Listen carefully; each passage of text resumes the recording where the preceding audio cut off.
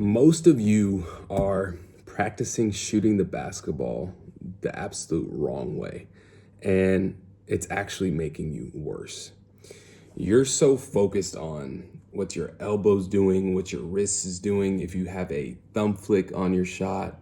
I've seen a lot of questions about everything, and this right here is making you sort of shoot like a robot. You're not out there flowing. And I personally get it. I used to think that every time I took a rep, it had to be perfect. I had to make sure my body was straight up and down, my wrist was locked, my wrist was loaded, I was following through perfectly. But that's not actually what great shooters do. And that's not what I did to become the basketball shooter that I am today, the one that led the nation in scoring, the one that led the nation in three-point shooting, and one that has broken multiple three-point shooting records. So the problem is you're practicing like the game is perfect, and you're practicing like there's no pressure, there's no consequences. You're trying to get the exact same rep over and over again. But the game isn't like that. Things are changing constantly in the game, and you have to be able to adapt if you're not having the perfect situations to shoot the basketball. So let's say you're tired in the game and there's a defender closing out on you. Are you really going to be able to think about loading your wrist and keeping your elbow tucked or having your feet turned a certain way? No, right? All of a sudden, that perfect form that you were working on and you thought that was going to help you is completely out the window because now the game's on. So here's the truth. Your body knows how to shoot a basketball. You've taken thousands of reps. You understand the movement. Your body understands what it takes for you to make a shot. But the problem is you don't trust it. So when the game comes, you now go back to thinking, okay, what did I work on? I need to focus on shooting perfectly. I need to make sure I follow through every shot. I need to make sure that my feet are set a certain way.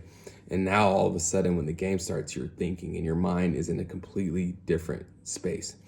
And now what was natural when you were shooting by yourself and nobody's watching now turns into a whole storyline, and you're trying to figure out, oh no, what if I miss a shot? That must mean something is wrong with my form. Something is wrong with what I worked on.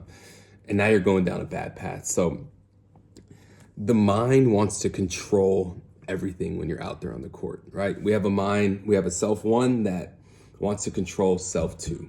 Self two is the part of you that understands how to shoot the basketball. It understands the movement, and it needs you to trust that on the court. So that's the first thing you're doing wrong. The second thing is you're not adding enough pressure in your workouts. You're just shooting the basketball, maybe spot to spot, and there's no sort of pressure being added to your drills.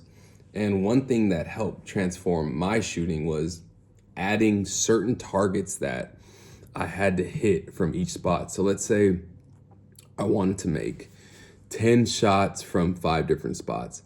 And what I will do is I'll tell myself, okay, if I shoot the ball and it doesn't go straight, that counts as a miss to me, right? So if the ball goes left, right, if the ball doesn't go straight, that counts as a miss. Even ones that make and don't go in the basket, even ones that you make, but it was a little left or a little right, I don't count those as makes. So I'll say, okay, I want to make 10 shots, but every make that I do, it has to hit the back rim first and go in.